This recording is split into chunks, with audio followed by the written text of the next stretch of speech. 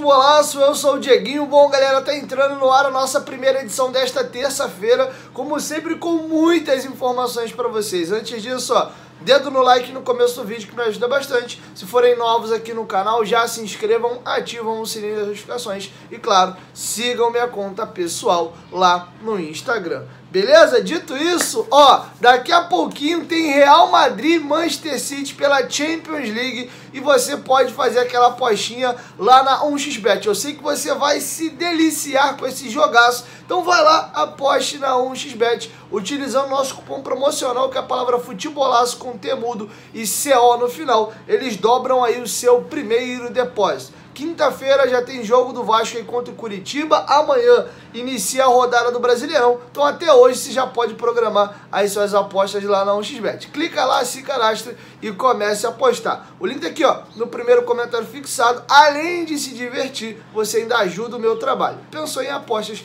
Pensou em 1xBet. Beleza? Bom, vamos começar o vídeo sobre alguns assuntos interessantes.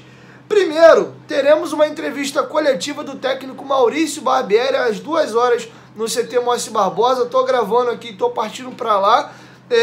Não sei qual vai ser a ordem das perguntas, mas já adianto que dois questionamentos meus é a questão da forma como o Vasco vem jogando e o Luca Orediano, tá? Já estou com isso em mente aqui para a coletiva de daqui a pouquinho. E saiu, cara, um levantamento muito legal do SofaScore que me dá munição para discutir dois assuntos que já eram pautas para a gente falar nesse vídeo aqui. Primeiro, o SofaScore levantou os 5 jogadores do Vasco que mais driblam nesse Campeonato Brasileiro e os seus percentuais de acerto. Adivinhem quem é o jogador do Vasco que mais dribla no Campeonato Brasileiro dessa Série A? Adivinhe, e não é um titular. Pensou um pouquinho? O jogador que mais dribla no elenco do Vasco é o Luca Orediano, que joga muito pouco. Entrou no minuto final ali do jogo do Palmeiras. No jogo do Fluminense ele não jogou. Ele jogou bastante tempo na partida contra o Bahia, mas mesmo assim entrando no segundo tempo. E no jogo do Atlético Mineiro eu não tenho certeza se ele entrou. Confesso que não lembro, mas pra minha memória tá tão vaga, se ele entrou foi no finalzinho. Deixa até aqui nos comentários vocês, se tiver a memória aí, se lembrar se o Orediano jogou a primeira partida ou não. Mas ele tem 3,5 dribles por jogo, é a média dele, e 78% de acerto nos dribles. A média dele é praticamente assim, a cada 4 dribles que ele tenta, ele acerta 3. Pra vocês terem uma ideia mais ou menos. O segundo jogador do Vasco que mais dribla por jogo é o Gabriel Peck. E o Peck é titularíssimo, joga praticamente os jogos inteiros. O Peck tem média de 2,3 dribles por jogo. E o percentual de acerto dele é menor. Ele dribla menos que o Orediano e dribla com menos eficiência. Tá? Enquanto o Orediano tem 78% de acerto, o Gabriel Peck 56%, ou seja, o aproveitamento dele é menor. Ele acerta menos dribles do que o Luca Orediano. O Eric Marcos tem uma média também um pouco menor, joga poucos minutos, mas mesmo assim são 2 dribles por jogo. Aproveitamento dele, 67%. Figueiredo, 1,3 dribles por jogo, ele tem 67% de aproveitamento, igual aproveitamento do Eric Marcos, sendo que ele arrisca menos a jogada do drible. E o Alex Teixeira, que esse sim vem jogando todos os jogos e muitos minutos, tem uma média de 1,3 dribles por jogo, mas é o que tem um aproveitamento mais alto. O Teixeira tem 83% de aproveitamento em seus dribles. O que evidencia isso aqui pra mim? Primeiro, que os jogadores de ataque do Vasco driblam um pouco, porque o Vasco fica pouco com a bola. O Vasco quase não tá rondando a área do adversário, o adversário bem postado, e o atacante tem que ir no mano a mano. Os gols do Vasco, você pode ver, são jogadas verticais e poucos toques na bola. Roubo de bola, o Peck puxa o contra-ataque, dá em alguém, cruzamento, cabeça do Pedro Raul, né, um rebote que dá ali pro Peck, uma falta batida na área e gol do Andrei. São gols assim, ou bola parada, jogada rápida, esticada, um contra-ataque de alguém. Dificilmente o Vasco vem trabalhando a bola, o atacante dribla 1, 2, clareia, mete um passe. Então os jogadores do Vasco ficam um pouco com a bola. E me espanta o aproveitamento do Orelhano e a quantidade de dribles dele, sendo que é um jogador que vem jogando muito pouco. E o meu questionamento que eu vou fazer hoje, dependendo da ordem, se o outro companheiro não fizer na frente, por que que o Orelhano joga tão pouco? E o que vem me irritando, eu quero ouvir do Barbieri, é que tá me dando ao entender que na cabeça do Barbieri, o Orelhano é jogador só para jogar quando você for propor jogo. A hora que ele precisa marcar, defender, na cabeça dele, percepção minha, e aí eu tenho que ouvir da boca dele, pretendo perguntar isso para ele hoje, o Orelhano não serve para marcar? Não dá para corrigir isso, se é que você pensa isso, e usar mais o garoto, que foi o nosso reforço mais caro. E você vê que ele é muito bom jogador, ele tem confiança, ele pega a bola, ele tenta, ele vai pro drible, ele tem um passe muito bom, um cruzamento, e tá passando um processo de adaptação. Mas não dá para usar mais o Orelhano, e agora vai um outro contraponto. Eu acabo às vezes comendo letra que eu falo muito rápido. Então a galera às vezes que até me corrige aqui. Às vezes eu falo uma coisa ou outra errada porque eu falo rápido, sou meio ansioso e eu como a palavra, não é por conhecer ou desconhecer a palavra não, tá? Mas vamos aqui agora. Outro levantamento do SofaScore. Os jogadores que mais têm desarmes do Vasco no campeonato. Adivinha quem é o líder de desarmes? Quem mais rouba a bola no time do Vasco? Você pensou que era o Rodrigo? Errou. O Rodrigo é o terceiro que mais rouba a bola. Quem mais rouba a bola é o Andrei, que muitas das vezes o Barbieri tem tentado botar de primeiro volante para tirar o Rodrigo, pôr o Marlon Gomes e dar mais qualidade ao time. Esse trio junto não encaixou. Às vezes que eles atuaram junto, o Andrei, Rodrigo e Jair, não encaixou. Ah, não pode ter um encaixe futuramente? Pode, mas até aqui não deu certo. O trio que encaixou melhor foi Rodrigo, Andrei e Jair, né? É o melhor tecnicamente? Não, mas foi um trio que ficou um pouco mais equilibrado e funcionou melhor até aqui. Mas o Andrei é o jogador que tem média de 2,5 desarmes por jogo. O Gabriel Peck, mesmo sendo ponta, ele tem 2,3 desarmes por partida. O mesmo do Rodrigo, que é o tal cão de guarda, o homem que protege a defesa, com 2,3. O Jair tem média de 2 roubadas de bola por jogo, Marlon Gomes 1,8, Robson, zagueiro, em grande momento, 1,3 e o Puma 1,3. Me chama a atenção o Léo Pelé, ou Léo, que é zagueiro, não está nessa estatística. O Puma rouba mais bolas, o Bambu também, o Vasco disputa muito jogo no meio, aí é natural. Marlon Gomes, Jair, Rodrigo, Andrei, e vale muito destacar aqui também o trabalho defensivo do Gabriel Peck.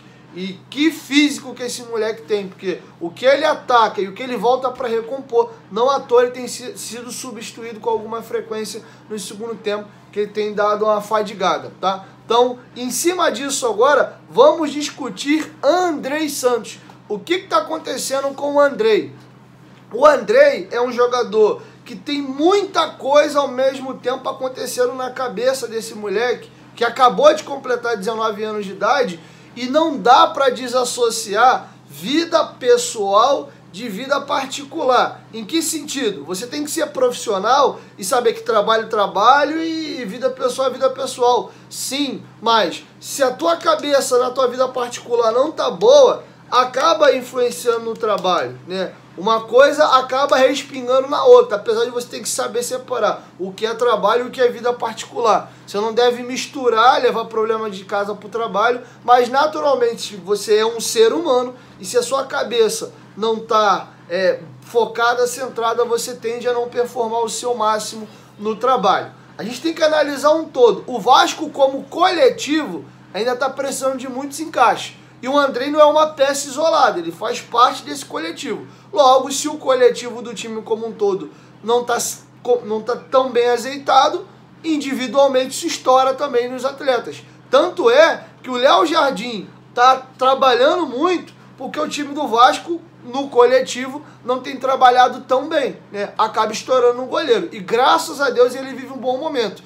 Eu quero que o Léo Jardim seja o goleiro com menos defesas difíceis do campeonato. Porque o time tem mais a bola, dá pouco para o adversário, ou o sistema defensivo funciona tão bem ao ponto do meu goleiro quase não ser exigido. Que ele seja exigido poucas vezes no jogo e as poucas vezes que ele precisar ser exigido, que ele continue muito bem. Mas ele está muito disposto, tá? Isso aqui evidencia que, mais do que um sistema defensivo bem, nós temos alguns jogadores do sistema defensivo vivendo um bom momento. O time como um todo tem dado muitas oportunidades para o adversário e alguns jogadores individualmente do sistema defensivo têm se sobressaído. O Léo Jardim no gol e o Léo e o Robinson dentro da área, tá? Mas porque o time oportuniza demais do adversário. Em cima disso, o Andrei fez aniversário semana passada.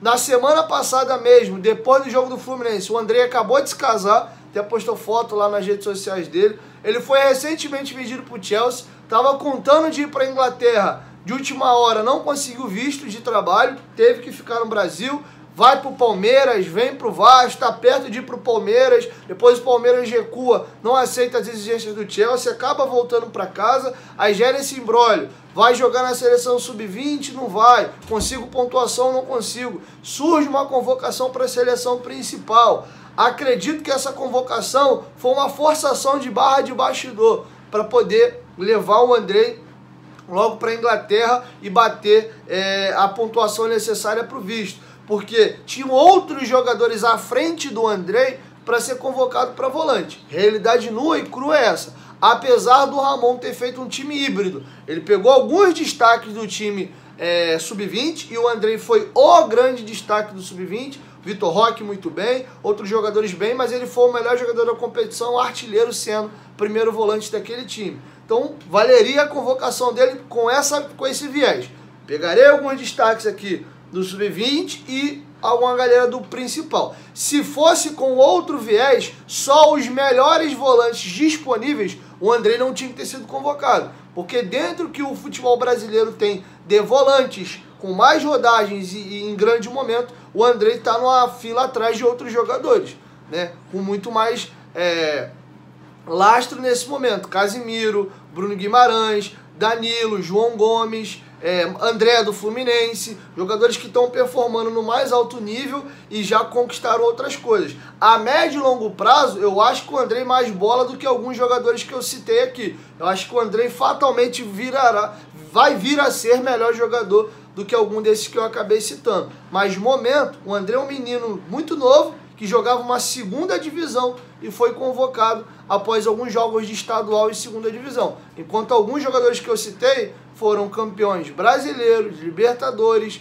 Copa do Brasil, jogando aí Libertadores, que é o caso do André, semifinal de Copa do Brasil, e já há mais tempo se provando no profissional. Então tudo isso bate no liquidificador e aí você chega num suco que é o Andrei Santos. É um menino muito novo com muitas coisas acontecendo ao mesmo tempo na vida dele. Venda para o Chelsea, não consigo visto de trabalho, convocação para a seleção principal, ele acabou de se casar. Tem toda essa situação acontecendo ao mesmo tempo. Imbróglio, vai para o Vasco, vai para o Palmeiras. Então eu acho que é natural essa oscilação para cima e para baixo. O que eu não acho correto manda embora, não serve para jogar no Vasco. Oh, pelo amor de Deus, né, mano? O Andrei tá de sacanagem, né? O Andrei é um jogador que o Chelsea acabou de comprar, pagando uma grana importante que o mundo inteiro queria. Ele pode estar num momento que não tá legal, que o time como um todo não tá legal. Mas daí dizer que o Andrei não serve, que não era para ter voltado, aí eu acho que a galera dá uma viajada na maionese. Então, trouxe alguns levantamentos importantes para vocês de dados aqui estatísticos e fiz um pouco de análise de duas peças aqui, Orelhano e Andrei. Partiu coletiva e pretendo questionar o Barbieri sobre essa questão, principalmente aí do Luca Orediano, beleza? Então é isso, galera, assim encerra a nossa primeira edição, logo mais eu volto com a nossa segunda edição do dia. 1, 2, 3, futebolaço, tamo junto família, qualquer momento que volta mais, tamo junto, valeu, fui!